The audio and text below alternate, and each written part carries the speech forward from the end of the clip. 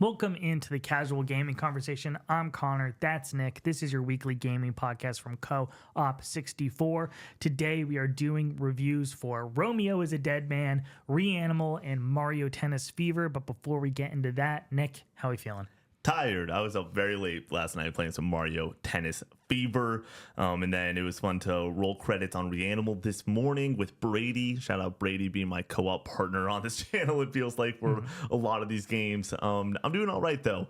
All things considered, it's been a great weekend. A lot of fun. Got to play some more Rock Band on Friday night with a group of guys. Got to play some Mario Tennis Fever last night with another group. But Valentine's Day, Connor, the day of love. What is a better way to show up and say that you love your friends than getting after it on the court, just having a great time, dude.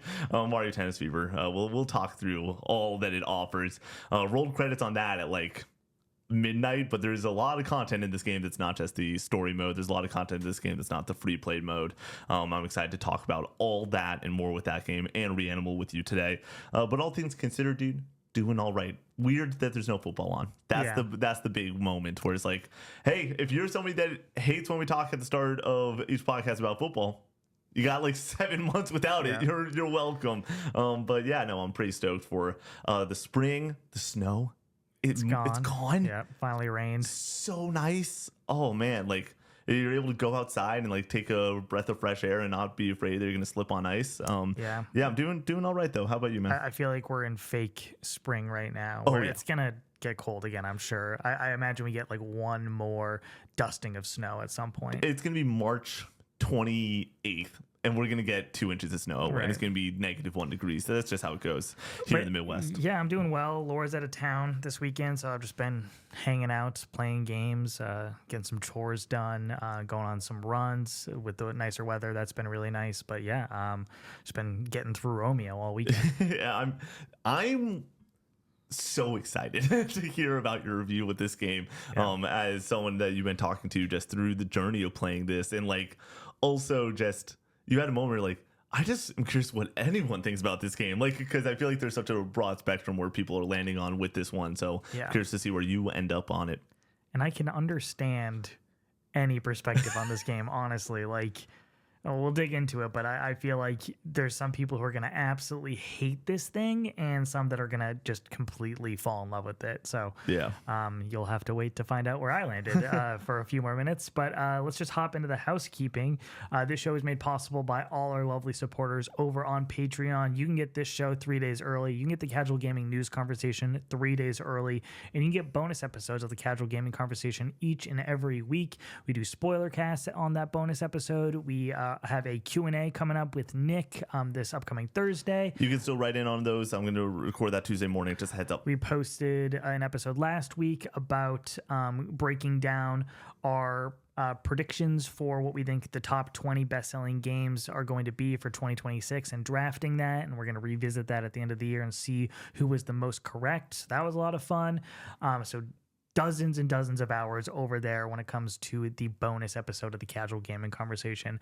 At the next tier up, you get Recollecting Retro, our retro collecting show, where we take you to various stores with us, pick out a few games, and go over what we got. We have a conversational podcast, the Co-op 64 podcast. One just posted this last week where we talked about vinyl record collecting, Dunkin' versus Starbucks, desserts, and cars. Nailed it. Yeah, I did have a moment where I texted Brady. I was like, what was your topic again? Because he had a topic going into the day, and then right before the podcast he switched it, and then I went and grabbed a glass of water, and then we get to Brady's topic and he switched it again. I was like, how is it not Winter Olympic sports, dude? How is it not that? He's like, sorry bro, it's desserts. And then you also get to write in to be a part of the show at that $10 tier. At the highest tier, you get your name read at the end of each and every podcast, and you get the opportunity to write in to be the fourth topic on the Co-op 64 podcast, like Gracie did.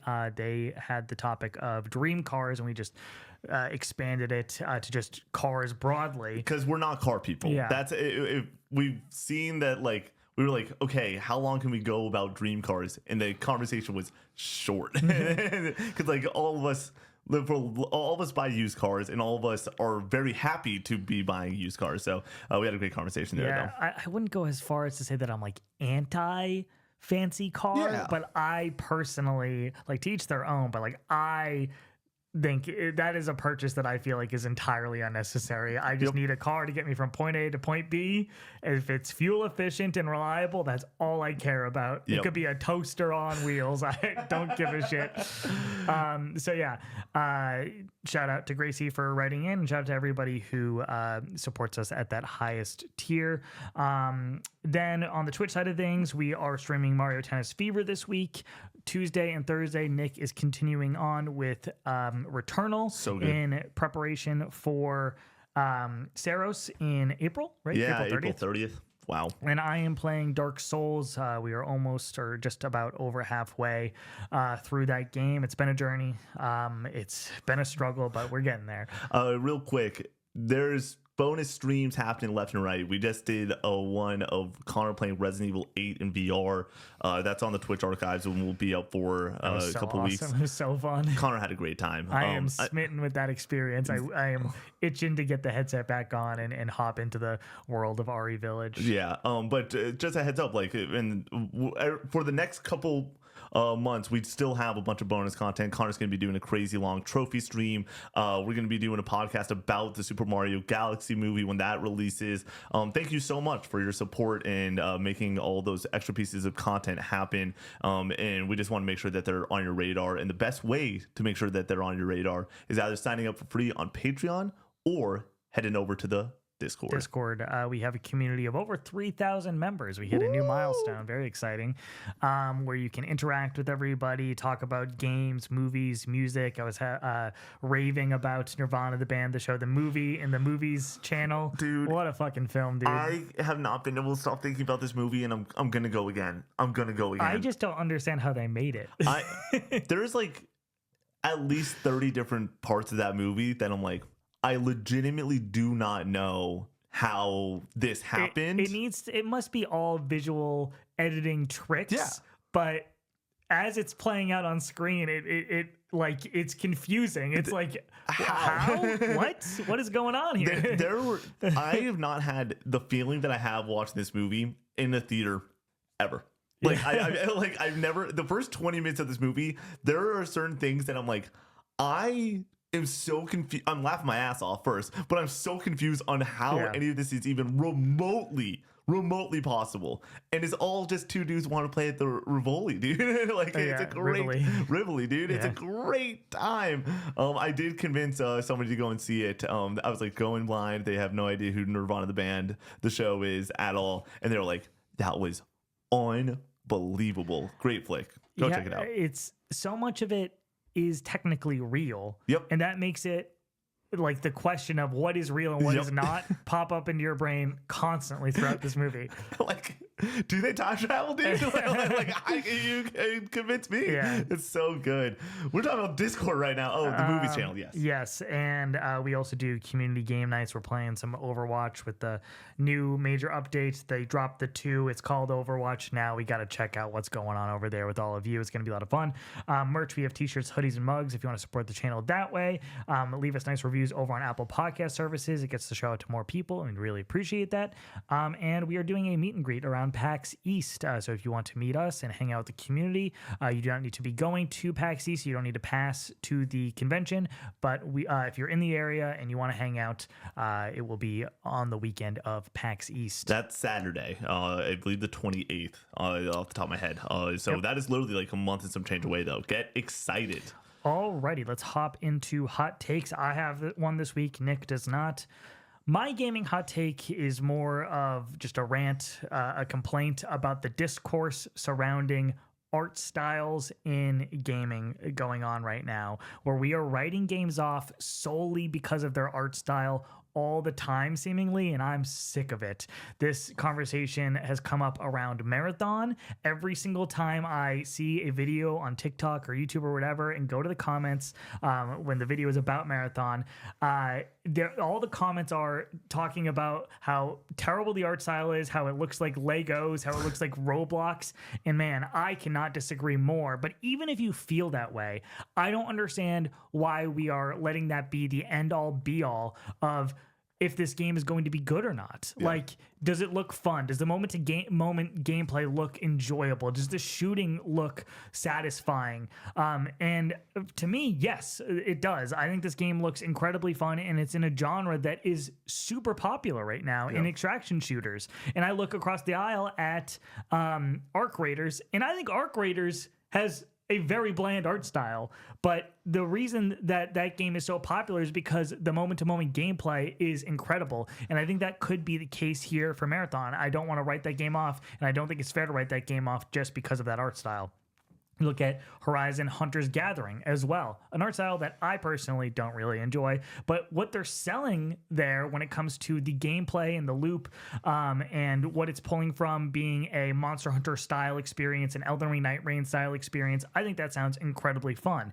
And I don't think that while I'm playing it with you and Brady or the community and having fun taking down robot dinosaurs, am I going to be thinking, oh man, this art style is completely ruining the experience? And it's just confusing to me that this has become such a central conversation in the gaming space. When you look back at the Xbox 360/PS3 generation, it can point to games like Gears of War and Killzone 2 that are incredibly ugly when it comes to the art style. They are gray and bland and just whatever, and have not held up well at all, and we're totally fine with that. But then when you add a little bit of color, a little bit of whimsy into the art style, it's like, oh, it's going to be terrible, it's horrible. Like, I am not willing to write games off just because of their art style, and I am sick of these conversations, honestly. So Hunter's Gathering was the one that I was going to point to, being like, that's getting a lot of flack right now that's completely unwarranted in my mind, where it's like,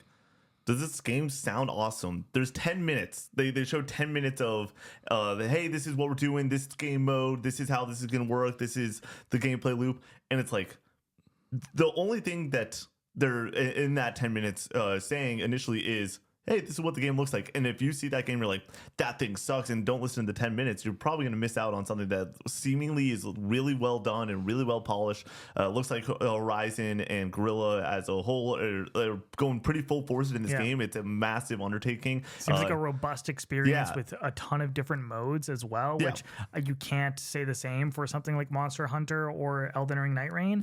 Like, I think that can add a lot of variety and depth to the gameplay loop.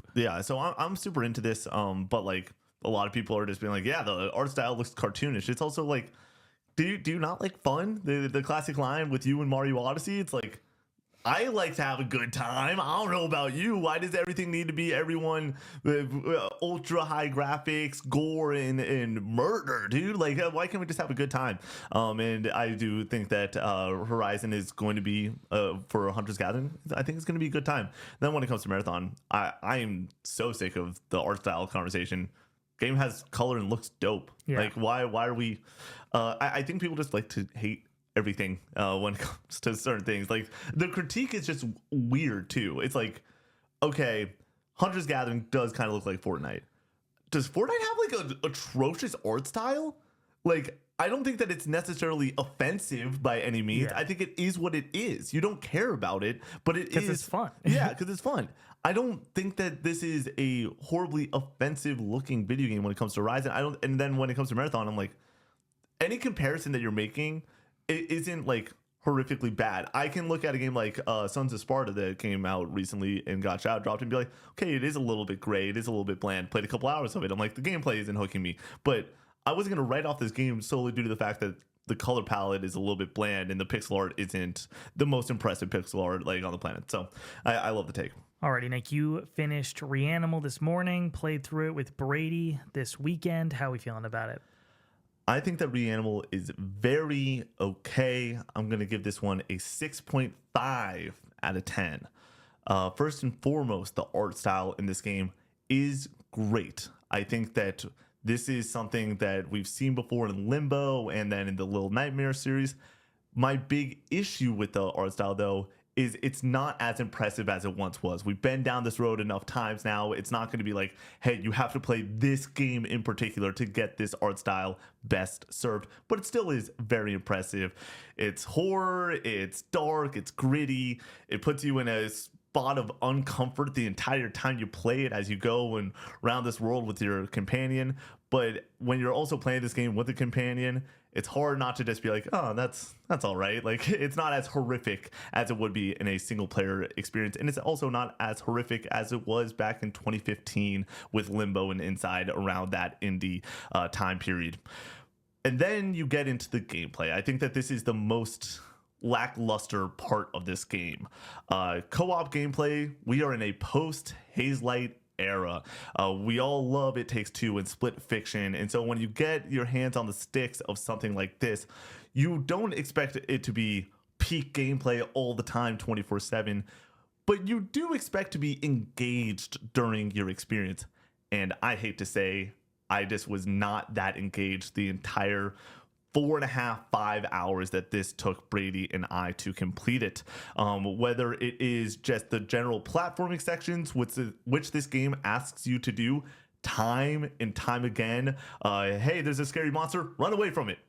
That's 60% of this game's gameplay, and it's just not that interesting after like the first time it goes and makes you go and do that. And then the other 40% are little gimmick type moments. Hey, push this car to be cover behind so this scary animal doesn't see you. You pick up a knife and a crowbar as weapons. Go and hit off these birds for this boat so you can climb onto the boat real quick, and that's the gameplay section. I think that it's very just not engaging. Brady and I were looking at each other multiple times during this game, and we were looking at our watches, being like, when are we going to get through this? How much more do we have? And when you're talking about a game that's 4.5 hours and you're asking, when are we going to get through this? It really shows that the gameplay is just not where it needs to be. But the experience overall, I do think is not like offensively bad by any means. I think that it is still a good time with a buddy, play through it, have a couple jump scare moments, and then go on with your life. The big issue I do have with this game, though, as of right now, it is a $40 title. The amount of content in this game is about 4 or 5 hours long. Brady and I were flying through this. It never felt like we had too much challenge in any of the gameplay. And so I think for most people, it's going to be a 4 or 5 hour experience. And with that being said, I can't recommend this game at $40. I'm not somebody that believes that every dollar needs to be an hour of gameplay by any means. I just don't think that this experience is worth that amount of money. Pick it up on sale, have a great time with a friend in a few months. But as of right now, Reanimal, it's okay. 6.5 out of 10. Do you think that if the game was of higher quality, would the runtime be less of an issue when it comes to the price point? Yeah, for sure. And like we say this all the time, there's certain games that we feel blessed or $40, $50, and we also feel like there's certain games that we feel like we're blessed when they're shorter run times. Like there's certain games this year that I'm like, man, I want this to be 8 hours, and I would spend $70 for it because you want that runtime to be engaged the entire time. I just wasn't engaged off the rip, basically, with this one. It felt very wild to go and have a $40 price point on something that I'm not super engaged with, whereas there's so many games right now that you can pick up for $20-$30 and boom, you're the entire time just locked in having a great experience from the indie scene. And then you do have like your $50 Astrobots. It's like, I'd rather spend the $10 extra on something like that is just so high quality, even though it's a shorter game still. Like, I don't need game length to be that long. I just need the game to be of higher quality in general. So yeah, that's probably the biggest sticking point of this review that I want people to understand is this game, it's all right. And the people that are more into horror games than I am, this could well be more up your alley for sure. But for me, it's not there yet. It was just not high enough quality. I was not engaged enough with this one to be like, yeah, $40, get it, day one. This is one that everyone needs to get to. And this is also just a weird review for me because I feel like the consensus on this one is higher than where I'm at. 6.5, I think that this is in the 80s on Metacritic or about there.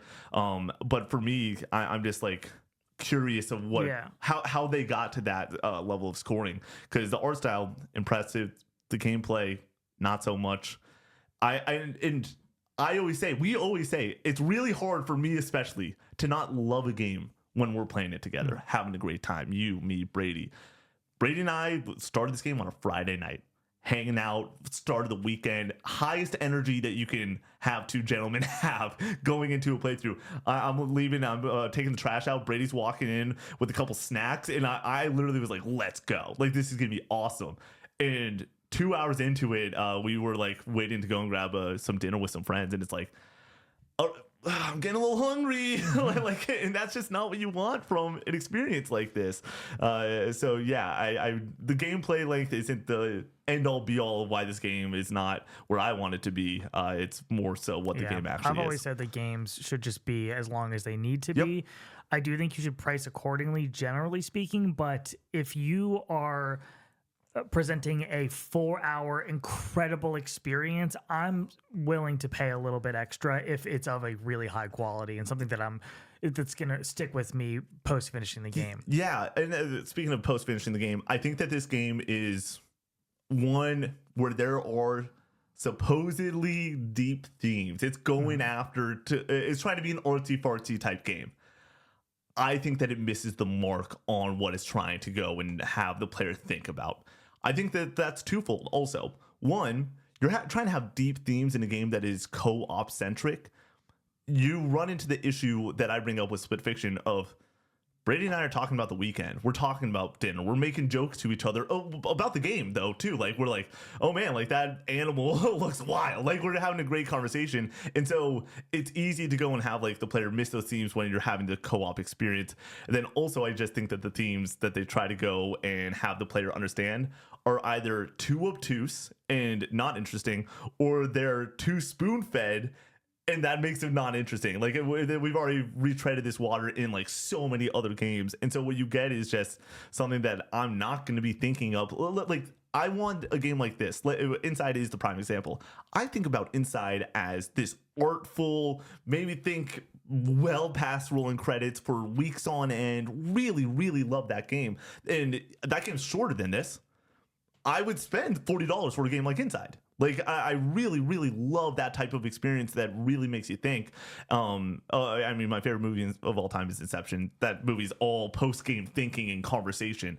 I'm not itching to go to our Discord and be like, yo, Reanimal's ending, dude? What do you think about this? What do you think about that? And the game tries to get the player to do that. And I do think that that's where some people can be a little bit higher on it and be like, it left me thinking. I can say confidently that I'm going to go to bed tonight and probably not think about Reanimal again for maybe even the rest of the year. Like, I really just, it did not leave a lasting impact on me when it came to the themes and what it's trying to display. And there's going to be somebody in the comments that beat this game and absolutely loved it and what it did with the theming.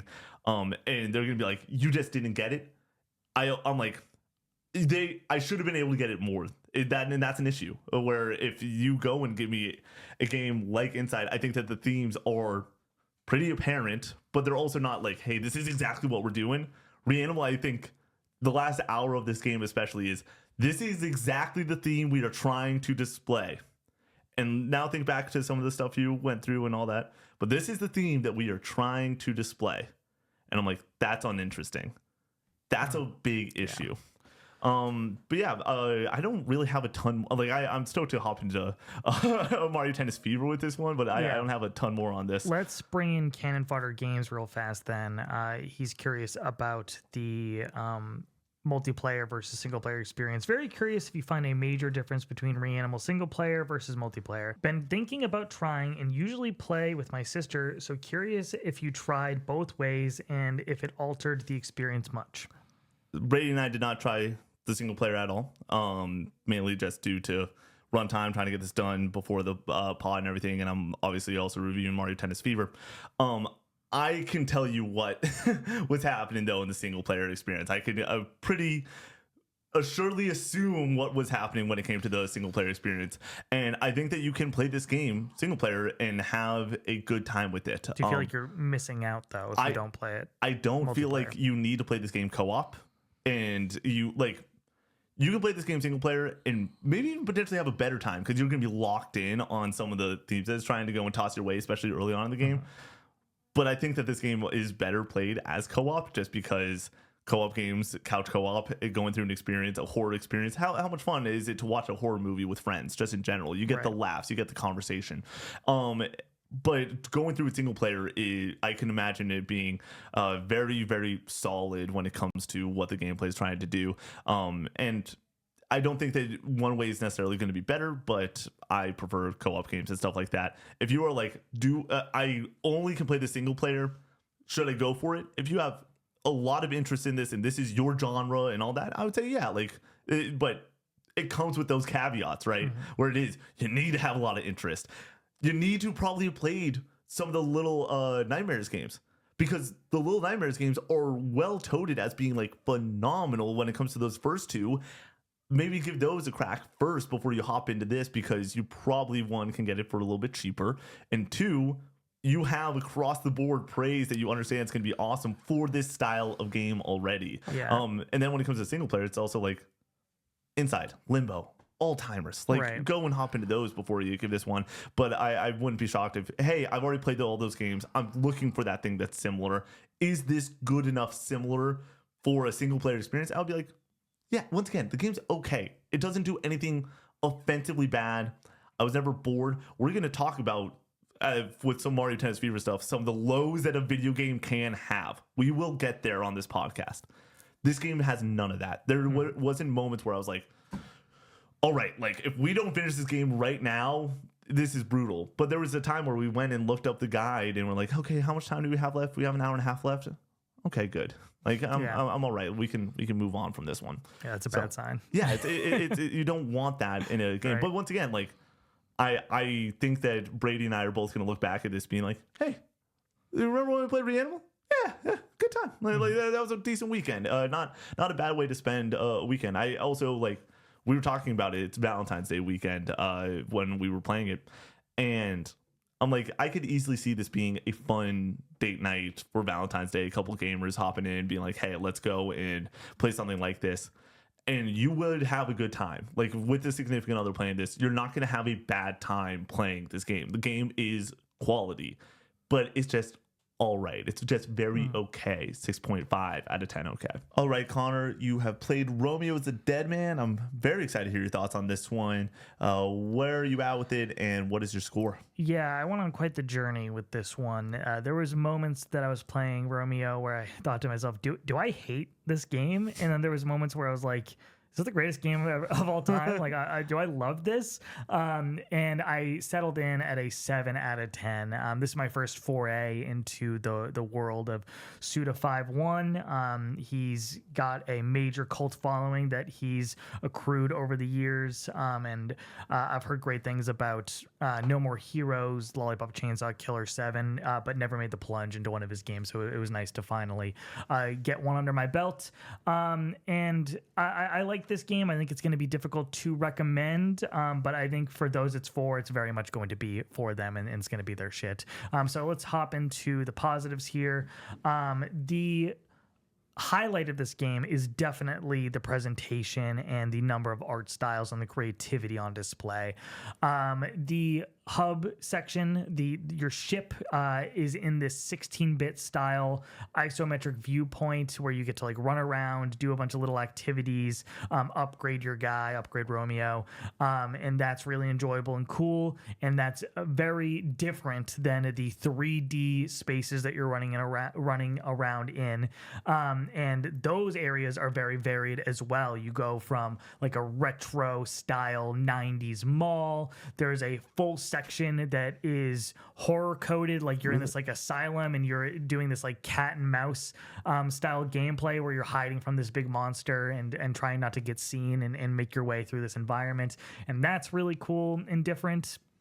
Then the cutscenes, there are cutscenes that are in like engine that are just in that 3D space, or there are also cutscenes where it's in this comic book art style where it's going frame by frame through these comic pages, and even within those comic book cutscenes from section to section of the game, the art style changes in those as well. So like it is jumping from style to style, and it's the rule of cool, man. Everything looks fucking cool. Everything's badass. badass. Everything's a little bit punk rock, and designed exceptionally. Like even like Romeo's design, like with this like really badass helmet, cyborg style head. I'm like, that's one of the coolest things I've ever fucking seen.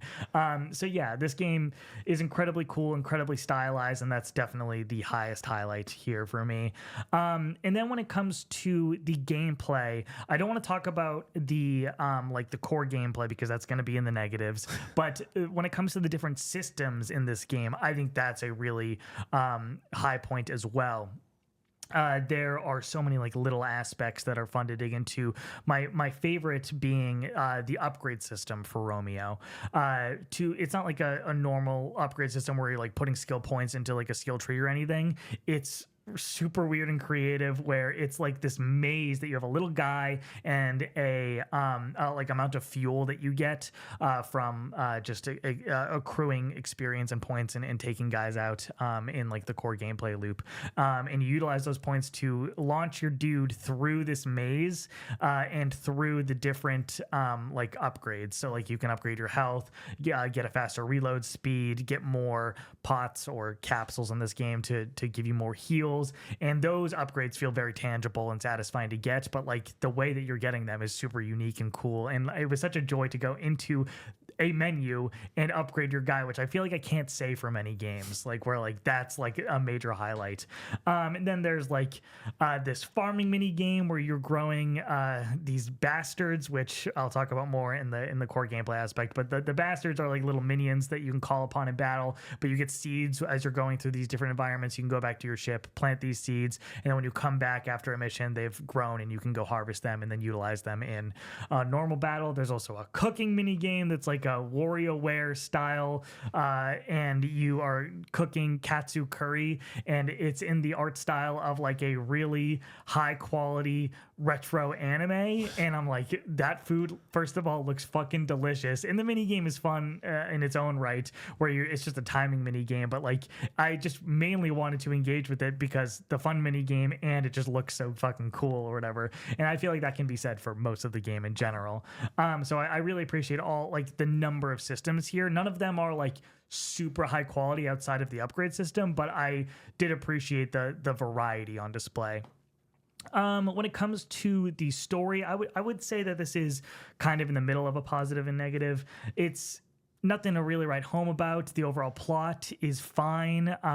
Like how it's all set up is Romeo gets his face bitten off at the start of the game, and his grandpa comes through like a time portal and saves him by like plugging this device into his face, and that's what gives him that like helmet or whatever. And then it's an adventure through time and space to try to save the universe and take out some space fugitives and stop Juliet, who is Romeo's previous love interest. And their dynamic is definitely the highlight of that story, and how they bounce off of each other, and how Romeo is going on this journey to take down but also potentially save this character that he once loved. I really enjoyed that whole dynamic.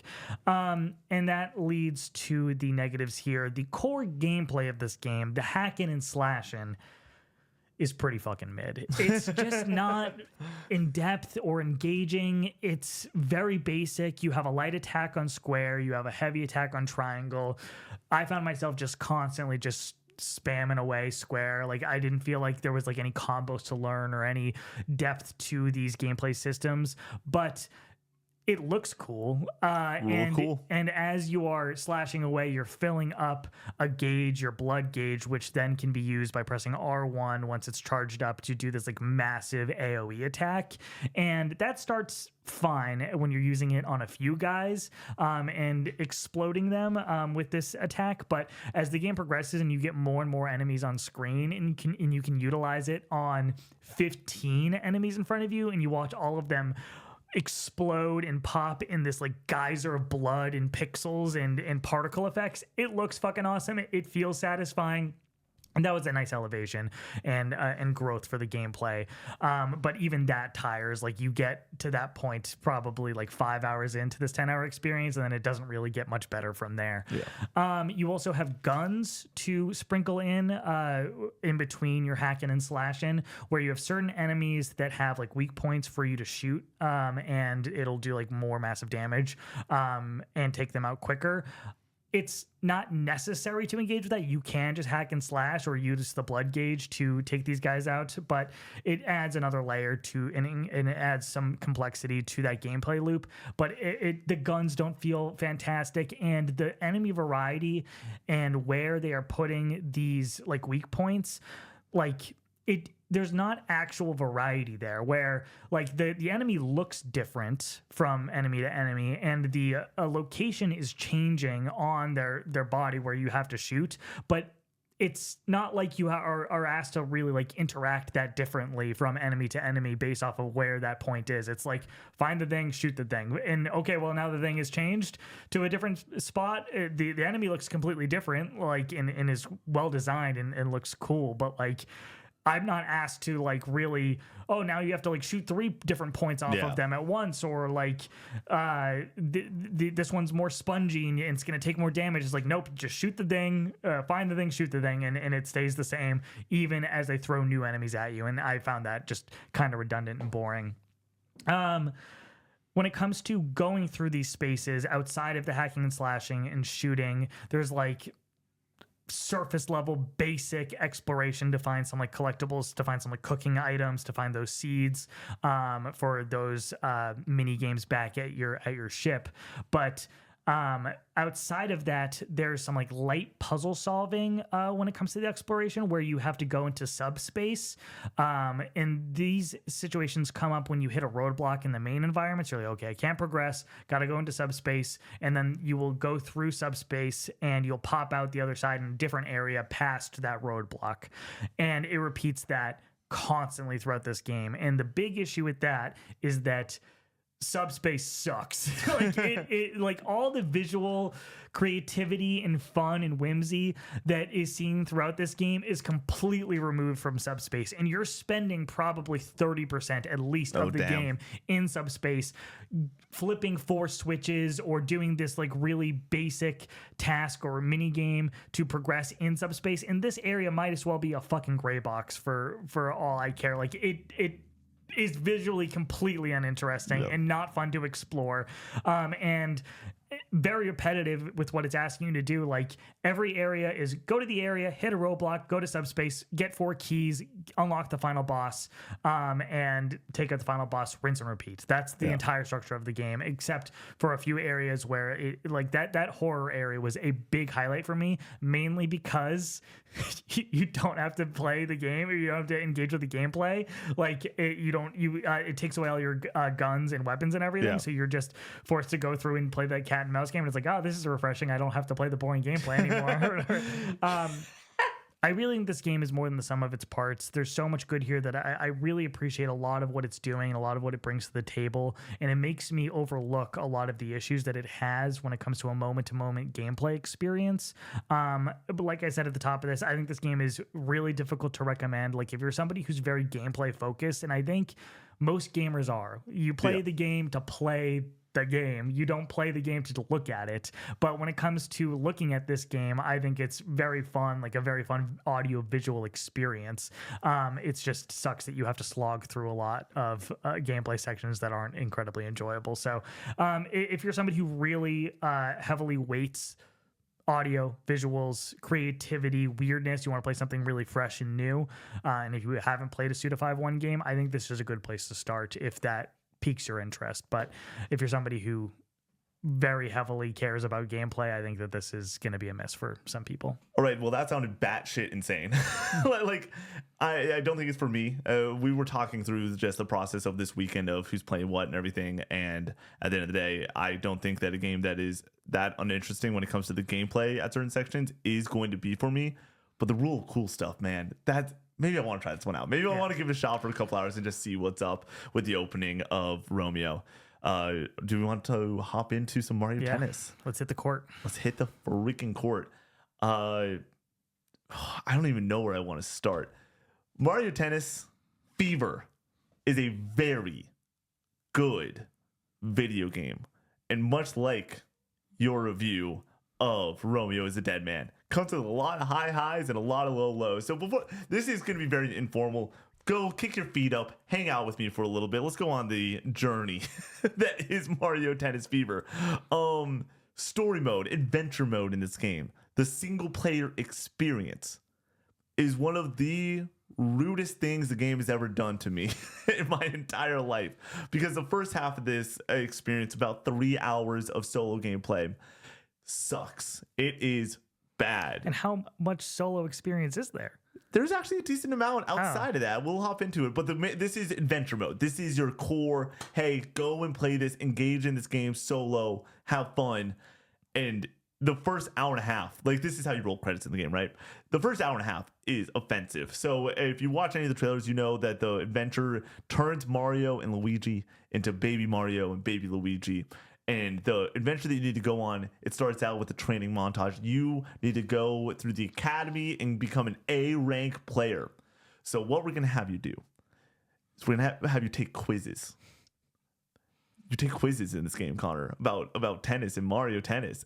And it is ridiculously boring and really frustrating to go through. What is it quizzing you on? Like scoring? Yeah, like 40 love. Yeah. Oh, but no, it's like what player would be good in this situation? What shot would be good in this situation? I took a bowling class.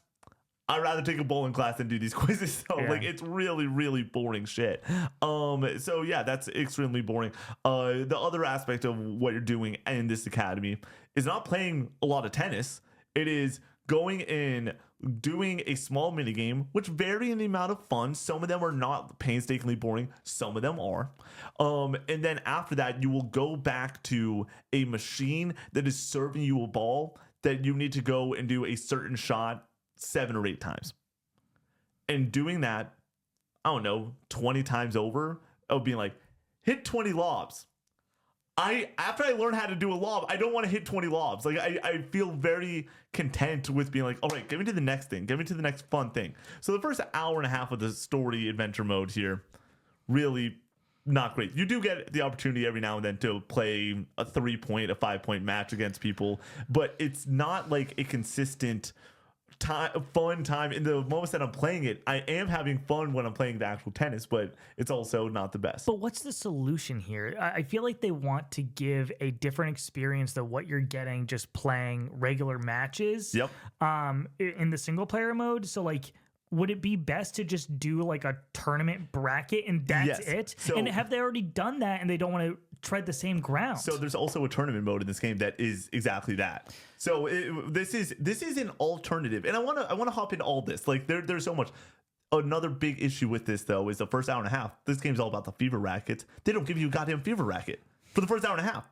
So like I feel like this is very much a dumbed down experience of, hey, we're okay with wasting some of your time. And I would be totally fine with completely skipping over this mode and just being like, hey, this is for the kiddos, this is fun, but you have to unlock the fucking rackets through this mode. Should they just remove it altogether? Yeah. No single player mode, just versus matches? So let me finish out on the single player mode. Mm-hmm. First hour and a half, offensively bad. Second hour and a half, just bad. No, not offensively bad. So there's mini games. There's a moment where you're on a ship and Waluigi and Wario go and burn the ship down, and you need like Toad's serving you up water balls, and you're hitting them in like a grid, and it's like there's a narrative here. Oh yeah, there's a narrative. we gotta become adults again, Connor. There's Mario Tennis lore. Yeah. By the way, I said Wario and Waluigi. I meant baby Wario and Waluigi. And Connor, these character designs are terrifying. I imagine. I don't even want to know. You don't want to know, dude. They're oh my goodness. Anyways, so yeah, like there's mini games where every single mini game that you do for the rest of this game is think of a tic-tac-toe box. There is a object in each corner or center or rows, and you need to go and hit the ball in that row. And when you do that for 20 minutes, it's not the end of the world. It's just like whatever. I can take it or leave it. A great thing to go and play on an airplane when you got the music going in your ears, type of behavior, but not the most engaging thing when it's a Saturday night and you want to play video games. And I would never choose to do this if there weren't rackets attached to it, which once again, why are there rackets attached to this mode for unlock? I don't understand. Anyways, you go through that process, and then every now and then there's boss fights. The boss fights, though, once again, what I just said of hit it in the tic-tac-toe box. Okay, there's one in the top left area, one in the top right. Here's a ball, hit it. And all of it's also pretty easy, too. Like, I'm not dying or losing in this game mode, basically, ever. Unless it's the quiz. because there were certain moments in those quizzes where I'm trying to fly through the answers fast enough and I misclick, and oh my God, I was so pissed. So pissed. Anyways, go through that experience. You get to the end. It took me about 3.5 hours. I think that the adventure mode is ridiculously bad. The way that I would fix it is either not have it or have it just be a tournament arc or whatever. There's also tournaments in this game there's 3 cups for you to go after. These cups are actually pretty great. The first one is as easy as it comes. It's ridiculous how easy it is. I got through it, but you have to play that cup to unlock the next one, and then the next one. The third cup, I am stuck on the last match against Baby Peach, and she's kicking my face in. And if I'm being honest, that's what I want, baby. Like, that's what it's all about. Like, it is perfect to go and have a challenge that I'm coming back to in a solo player experience. Yeah. But why is there only 3 cups? Like, I wish that it was easy, medium, hard. And just give me 3 hard modes, and just make the characters different and the rackets they're using different, and allow for some of that replayability with that mode, because I like that mode, but it's just not fulfilled in a way that I deem good enough. Then there's Trial Towers, and it's a bunch of mini games that you're doing. There's 3 of them. I played through the 2 of them. They're all right. Like, it is just a bunch of mini games that you're sort of just speeding through. The main reason I'm engaging with that mode is there's certain courts and rackets and characters tied to that mode. There's certain courts and rackets and characters tied to the tournament mode, and there's certain courts, rackets, and characters tied to the adventure mode. All of those things are not why you play Mario Tennis. All of them. I don't think that anyone is picking up the $70 Mario Tennis game to go and be like adventure mode. They're nice to have, but they can't at times be offensively bad. This game without that would be great. I really think that if they just removed adventure mode completely, I would give it an 8.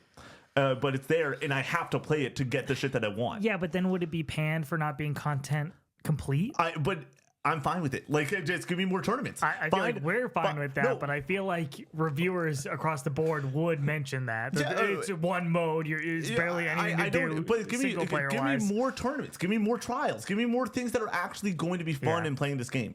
Because playing this game, playing Mario Tennis Fever is fucking fun. So let's kick into the second aspect of this game. Let's kick into the Saturday night that Old Two Shoes just had. What do? We got a couple of 2 liters of root beer. We invite the squad over. We got a couple snacks. Also, real quick, Smart Popcorn, get fucked. I have never picked up a popcorn thing and felt less popcorn in it. Yeah. I was offended, and that's really like the white cheddar. Yeah. No, that's maybe not Smart Popcorn. It's the white bag. Okay. Anyways. It's like Easy Pop or something. I know what you're talking about. I always get it confused with Smart Pop and call it the wrong thing. I'm looking at popcorn brands. It's like healthy popcorn. Yeah, it's supposed to be like good for you popcorn. And that's one of my go-to snacks. It's a Skinny Pop. Jeez Louise. Yeah, it's a shame that I can never remember the name of it. Yeah, you can eat shit. Like, because I picked it up and I go, damn it, like I really wanted this, but there just wasn't a a lot. Small bag? No, I got a big bag. It was like a $6 bag of popcorn. It's got like this much in it. But I'm just setting the mood. So squad comes over. We got the drinks, we got the snacks out, we order some Jets pizza.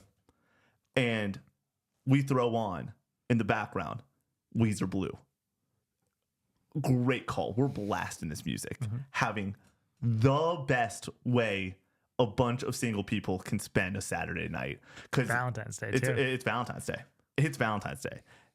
We have a great dynamic where we all start out and we're just doing 1v1 matches. So I have 2 Pro controllers here and then the Joy-Con 2s. And I do have a Pro Controller 1 somewhere in here that you can. You didn't play motion controls? We didn't use motion controls, no.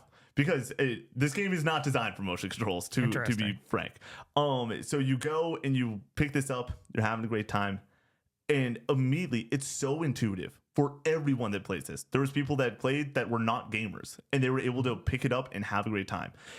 Very much like a beginner fighting game almost. You can button mash, and you'll be able to figure it out pretty easily. And every single person by the end of this was able to beat anyone else in the room. Like, I had the most experience, and I was losing consistently enough to like have the challenge and back and forth with a lot of my friends. The way that this game is designed is you do have it's a tennis game. You're able to go hit, serve, return, all that stuff. You're able to pinpoint where you want your ball to go by just, hey, I want it to go to the right. You put the left stick to the right. It's going to go to the right.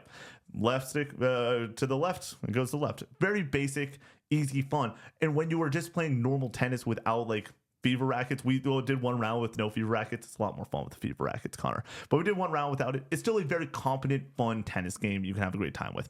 But the introduction of the fever rackets, there's 30 fever rackets in this game. I've not unlocked all of them. I'm getting really close. And I really do want to, before we stream it, unlock even more stuff. But have to go and play the boring shit to unlock it. We're unlocking rackets. We're having a great time. Everyone's laughing because the racket designs in this game are so unique and so fun and so different than anything else. There's ones that are AoE attacks where it goes and puts a giant splotch of either ice and makes the character slippery, and it changes the way that the ball works. Mud, electricity to go and do damage. You also have health in this game that you can knock people out of the game for times, and it's a blast to go and KO your buddy and scream at them and swear at them and have them swear back at you. And so all the rackets feel different. They're fun to use. It's fun to go and switch it up. There's fun to go and see what rackets your opponents are using, how that's going to affect your gameplay and strategy. And the best aspect of this game, more than anything else, is the rallies that you get into when somebody uses a fever ability. So if you go and you press X, which is the top button on the Switch 2 controller, if you use your fever ability after your fever charges up enough, you get like 2 slots to amount charge basically that you can go and, if it fills up all the way, use twice in a row. But most of the time you start with one, you use it pretty fast, you're just using that one over and over again trying to charge it up. Anyways, you go and use your fever ability. If the ball does not hit the ground on our side of the court and I get to it before it touches down, that's a live ball. And so that ball then turns into, wherever it gets the first bounce, that's where the destruction is going to be caused.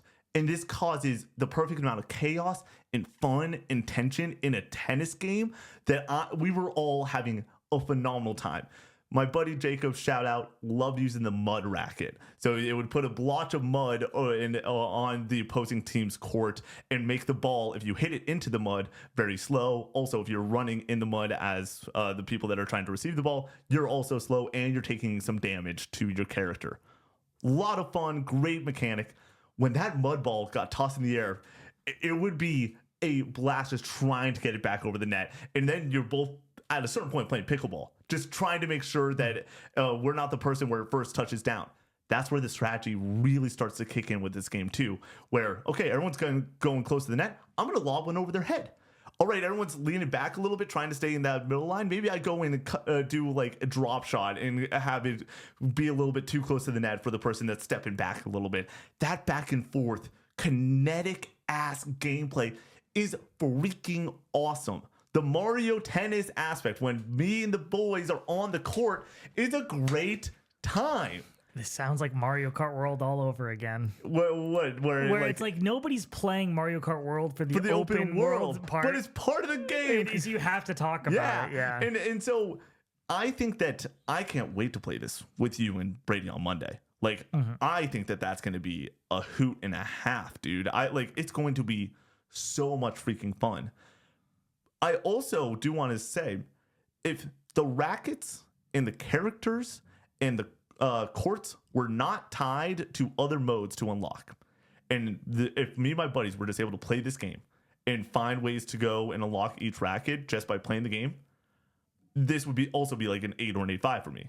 Because it's like, I don't want to engage with the content, but I want all the fucking rackets. So I have to engage in that content. But I don't want to engage with that content.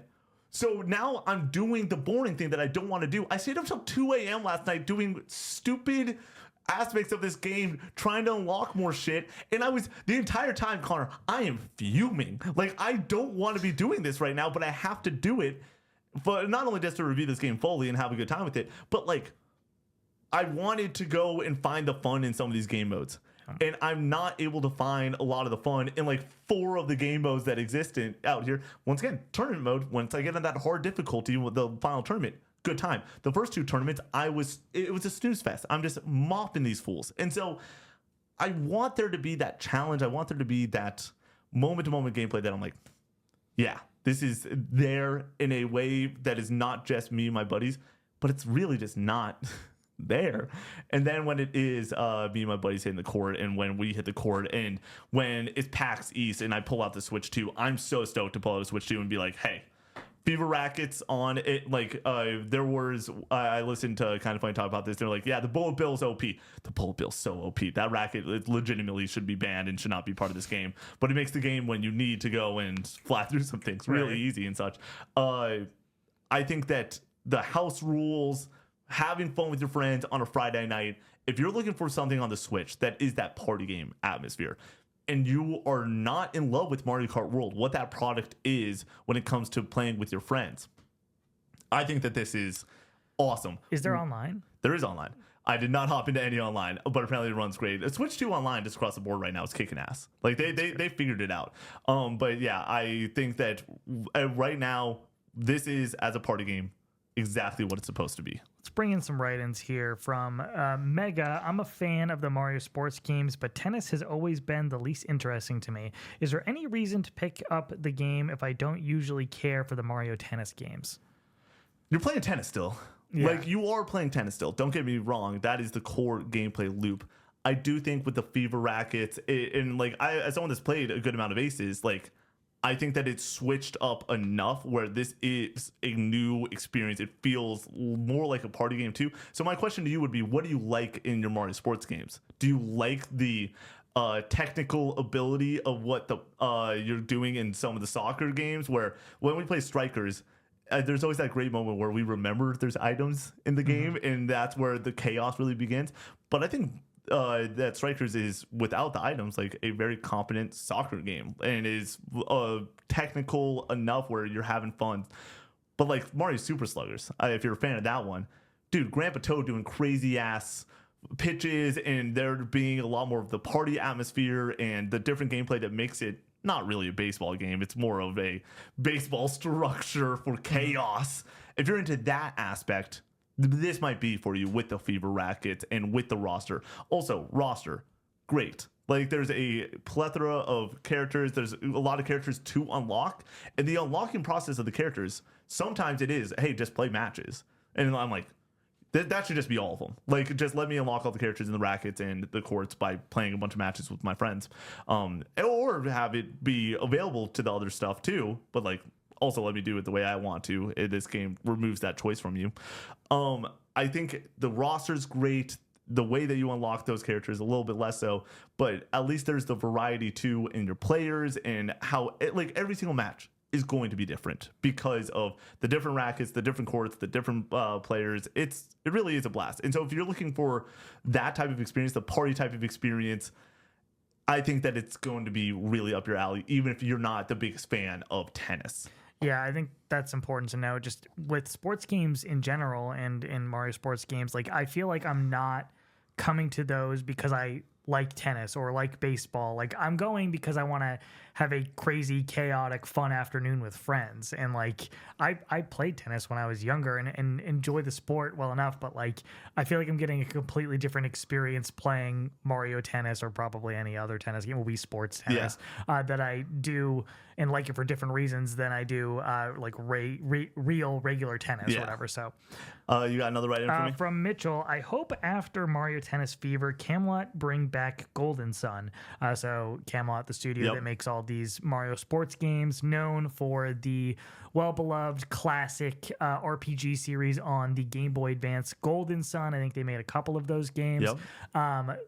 I would like to see that personally. Obviously, those kinds of games are more in line with what I enjoy in gaming, but these games sell relatively well, and they are good fodder to keep up a release cadence for Nintendo, and kind of hold people over in between major releases. So like, I don't think they're going to go back to making something different anytime soon. No, I think that your hope, you're reaching for the stars, my friend, when you're talking about them going and switching it up that level. Let's just hope that we get a Sluggers game soon enough. Like that's my step one with this team. But no, I'm really into just what this game is trying to be. If you accept Mario sports games, for what they are, you're going to have a phenomenal time. And I think that this is an exceptional Mario sports game when it comes to that core gameplay. They knocked it out of the park. When it comes to the fun and the versus mode, they killed it. When it came to the other modes in this game, different levels of bad. And that's frustrating. I wish I could come on this podcast and be like 9 out of 10, because like the core experience is like an 8.5, 9 out of 10. Yeah. Amazing gameplay, which is what you're going to be doing for 95% of the time. Yeah. But if you're forced to review it, which is going to be a situation for very few people, like you have to factor in every aspect of this game. But if you are picking this up knowing that you're only going to be playing this with friends on the couch or playing it online, like I feel like it's an easy recommend based off of what you're saying. Yes, 100%. And that is like the biggest thing I want to go and say. Like, dude, I promise you, you throw on the Blue Album, you get some root beer, and you get the squad over, you're gonna have a good time. Like, and what I want from an experience like this is high fives and laughs and jokes. And dude, there was a moment like last night where one of the guys just like messed up a serve in a way where you serve in this game and you have to let it hit the ground before you're able to return it, like you just would in tennis. But they put their Koopa Troopa a little bit too close and they hit the ball beforehand and they lost the game that way. We were able to just make fun of our friend for a good 15-20 seconds, all laughing that we won this game in this way. And then hop into the next one. And then there was another joke. And then there's another laugh. And then there's just more and more fun, because this is a conduit for a good time to have fun with your friends. It's not the main attraction, though, on the Switch right now. But I do think that this is like, a lot of people are like, why tennis? Why are we going tennis off the rip? Where's Sluggers? Why aren't we getting a different sports game? And I if I'm being real, I think that tennis is easy gameplay-wise to knock out of the park. And I think that they kind of knocked it out of the park with Fever. I'm just like, Brady came over, we finished Reanimal, and we had some work stuff that we had to get done. He's writing some lists, I'm making a graphic for something, and I'm like, man, all I want to do is stop doing work and play some Mario Tennis with Brady. But if Brady was not here and I finished Reanimal solo, I don't think I would want to hop in and play Mario Tennis. And that is to some level an issue. Maybe I would want to go back and try to finally beat Baby Peach, and I will eventually beat Baby Peach, but man, it was tough to be like, all right. And the other aspect is, once I beat Baby Peach, I'm done with the tournament mode. Like that mode, tournament mode. There's 3 tournaments. The first 2 took me a combined 15 minutes, maybe. And then the last one, it's taken me, the rallies are longer. This whole tournament has probably took me like 25, 30 minutes. But it's like, this is an hour of content in one of your main game modes. Like, differing levels of bad, dude. Like the gameplay there, great. The amount of content there is laughable to some level. The adventure mode has fine moments, but there's certain things that I'm like, I have been trying to swear less in my life, and this game has just been a conduit to me under my breath. Fucking hell, shit, balls. Like I am upset playing a good majority of this game, but I love the core gameplay. I literally, words cannot describe how excited I am to stream on Monday. Yeah. Like, this is going to be an all-time stream. And I also think Extra Life, I want to play this. Like, you know how we, New Year, Co-op 64, a lot of the games that we want to play are co-op games, us having the fun, bringing y'all in, making it feel like you're sitting on the couch with us, laughing our ass off. This is a staple. It's officially a staple of Group Stream. Like, we're going to group stream this on Monday, and we have another stream plan for the next week that's not Mario Tennis. I promise you that you, me, and Brady are all going to be looking for the excuse to make group stream the week after Mario Tennis Fever.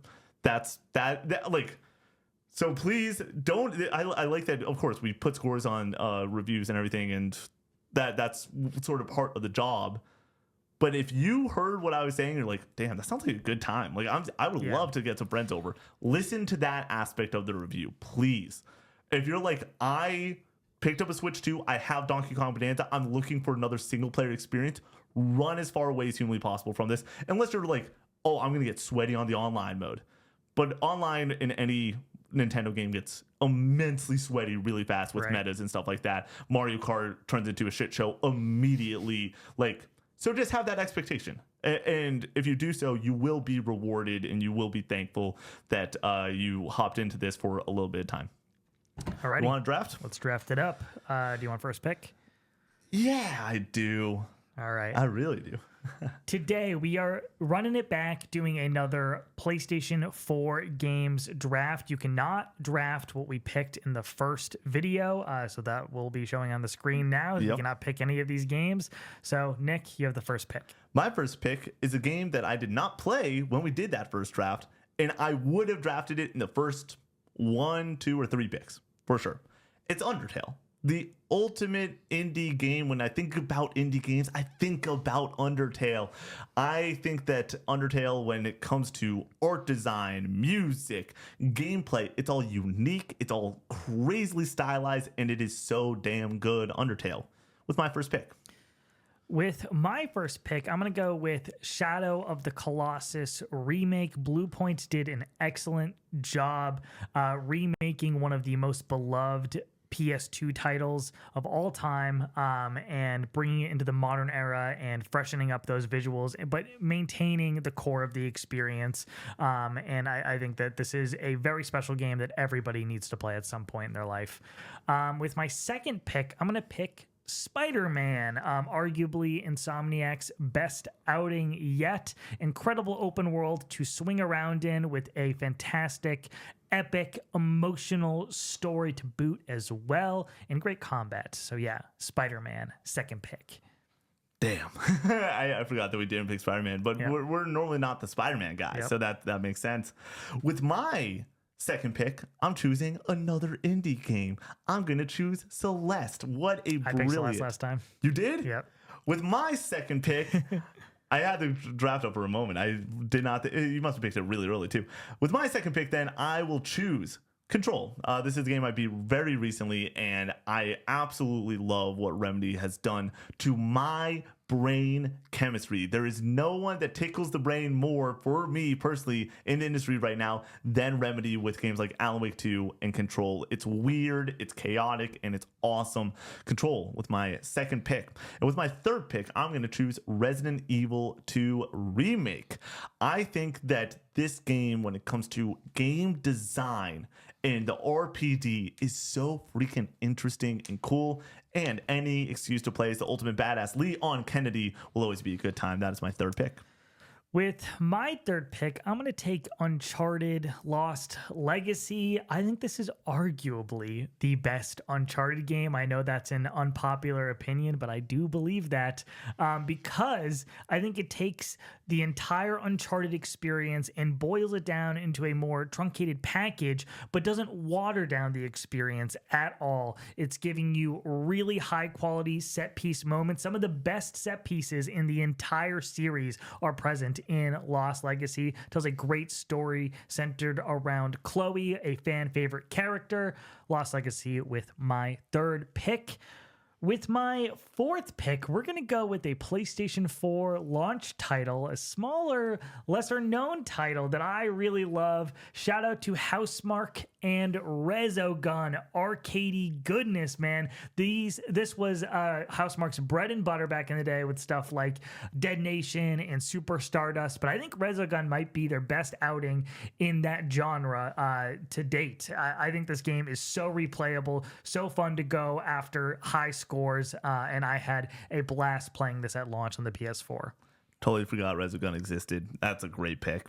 With my final two picks, I'm going to start out with Sekiro Shadows Die Twice, Game of the Year winner. Absolutely brilliant video game. The Makiri counter, the parry, breaking people, doing the mushroom hop on people, or the Goomba stomp on people. Like, I freaking love Sekiro's gameplay, and it would be a first round pick for me if we did this draft and had everything on the board for sure.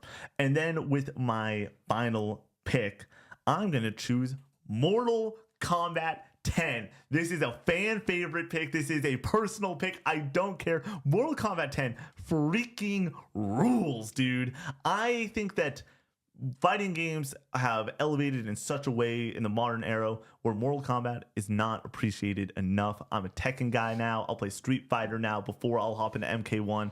But Mortal Kombat 10, That was my shit. I love MK10 with my final pick. With my final pick, I have so many choices here. Same. I don't feel really that strongly about one over the other, but with my final pick, I'm going to go with Tetris Effect. Oh. I think this game is really special, man. I've always loved Tetris. No matter what rendition it is, I think this game is perfectly designed in so many ways. Yeah. But Tetris Effect adds a fantastic layer to it, setting the Tetris gameplay to music and having these really amazing, awe-inspiring visuals in the background to elevate the experience.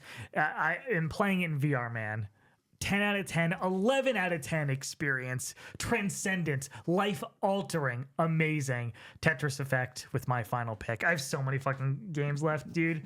Where do you want to go? Do you want to go for Inside? Horizon Zero Dawn. Didn't put that on there. Kingdom Hearts 3. I wanted to draft that and piss a bunch of people off. What Remains to Be the Finch, Doom 2016, Fallout and Eternal 4. Yeah. Fallout 4 and then Black Ops 3. Black Ops 3 was my next man up.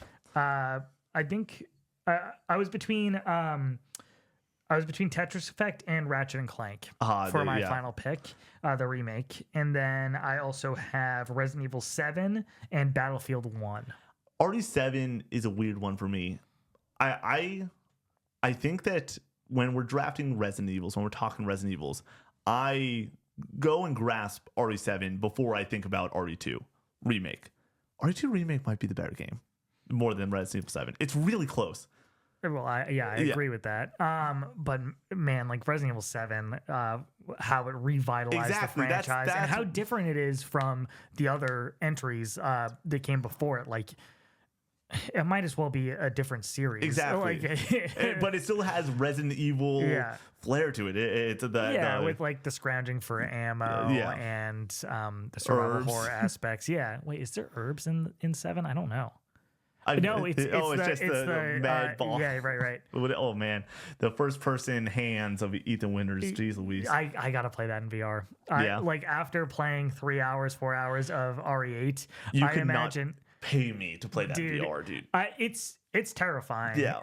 For RE8, those first few hours are quite scary, but I feel like once you sink into it, you just start to have a ton of fun with like all the different gameplay mechanics and everything. Scrounging for ammo, just simply reloading in VR feels amazing. Lining up shots. But I imagine heightening the scares for longer would be a ton of fun in VR. So I definitely want to check that out eventually. All right, let's hop into Patreon names.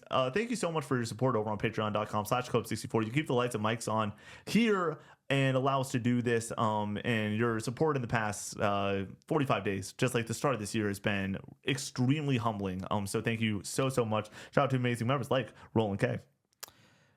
A2 Tone Hooligan. 40. Awesome O. G-Town. Stellinator. Humonga Dunga. Night Echoes. Skull Thunder.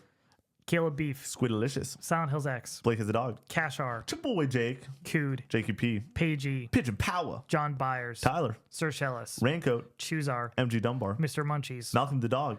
Farmer Spud. Rocketator. Nofi. The Dankest Mike. Swampy Bits. Tristan C. Sconesy C. Aloha Alley. Scooterman. Centuro. Hook'em Horns. Go Nash. Neutral Sphere. Eli the Unusual. The Neutron Style. Meow Chow. Easton C. Kingdom Hearts Rules. Stooby Dooby. Crispy. DJ Zach B. Jacob D. Big Mac. Uli. Middle Nate. The Patty Cake. Bear Pog. Cowboy Jesus. Mega. Yogi. Damn. Holden M. Shane O'Mac. Brock. Voodoo. Milky Sins. Reggie Ranks. Alex the Golden. Andrew H. Master Diz. Cannon Fodder Games. Only One. Rufus. JMat B3. Ali Ben Ali. Snake. Sorry. Michael. Kingdom Hearts sucks. Thank you for joining us in this episode. We'll see you on the next one. Peace out.